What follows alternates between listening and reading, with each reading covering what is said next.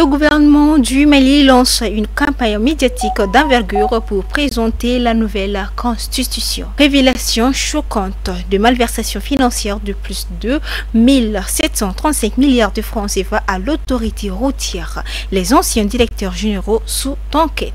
Le référendum du 18 juin 2023 au Mali entre division et inquiétude.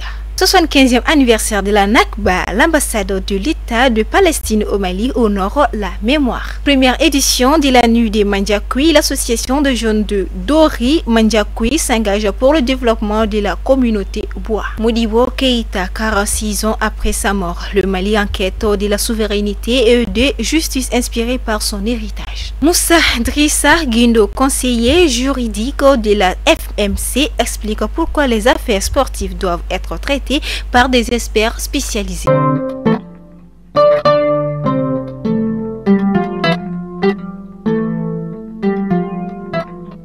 Mesdames et messieurs, bonjour à toutes et à tous et bienvenue dans ce flash d'information de ce 19 mai 2023.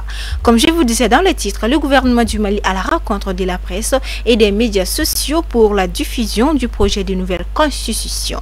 Le Centre international de conférence de Bamako a été pris d'assaut par de nombreuses personnes le lundi 15 mai 2023. Et pour cause, le gouvernement malien dirigé par le Dr Choguel Kokala Maïga a organisé une large diffusion du projet de nouvelle constitution à l'endroit de la presse et des médias sociaux. Cet événement est la conséquence de l'appel du peuple pour la réussite de cette mission qui tient à cœur au peuple malien. Il est important de tout mettre en œuvre pour que le oui importe lors du référendum et que la recommandation phase des assises nationales et de la refondation.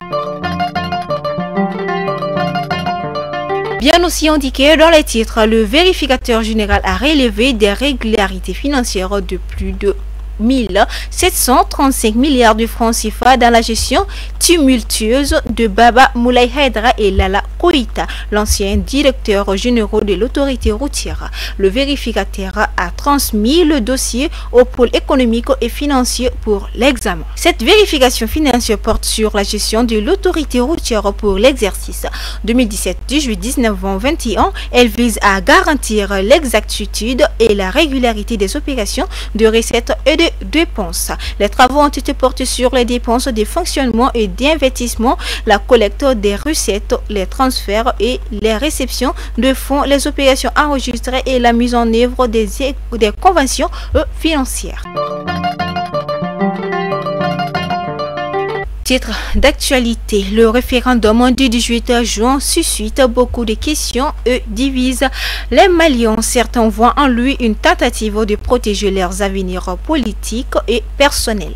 Cependant, cette question occulte des véritables défis du pays qui ont été relégués au second plan. Les autorités maliennes auraient pu consacrer plus de temps à écouter toutes les parties prenantes pour élaborer une constitution consensuelle répondant aux aspirations de tous les citoyens.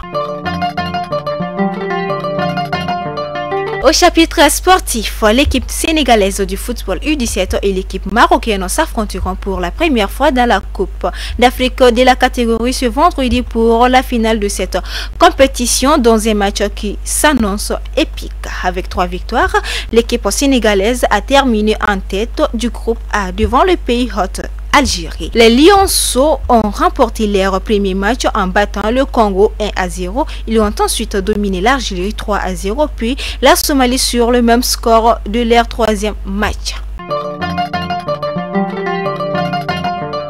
L'ambassadeur de l'État de Palestine au Mali, son Excellence Hadi Chebli, a tenu une conférence de presse le lundi 15 mai 2023 dans les locaux de la chancelier Sise à l'hippodrome pour commémorer les 75 ans de Nakba, la grande catastrophe. L'objectif était de rappeler les tragiques événements et montrer que le peuple palestinien mérite justice et hommage. Pour les litiges sportifs, la solution est simple. Ils doivent être réglés au sein des instances sportives et du CNOSM. C'est ce que pense Moussa Drissa Guindo, magistrat et conseiller juridique de la Fédération malienne de cyclisme. Selon lui, l'article 81 de la loi régissant les activités physiques et sportives prévoit une structure dotée d'une chambre de conciliation et d'arbitrage pour traiter des conflits. L'association des jeunes à Dori Mandjakoui, la J2M, a organisé la première édition de la nuit du village de Mandjakoui ce samedi 13 mai 2023 au CICB. L'objectif principal de la soirée est de contribuer au progrès et à l'engagement résolu dans la lutte pour le développement total des bois-tous et à l'établissement d'une paix durable entre tous les bois.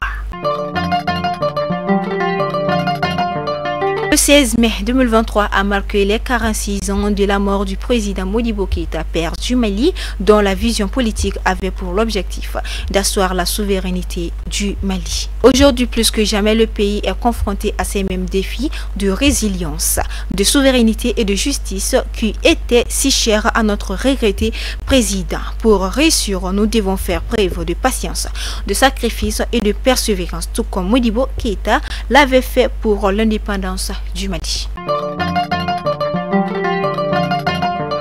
C'est la grande question que s'est posée le météorologue Boukari Dara en raison de l'abondance de pluie en ce moment. Selon sa réponse, pour cette année 2023, on peut s'attendre à une pluviométrie supérieure à la moyenne climatologique de la période de 1991 à 2020 avec un démarrage précoce anormal.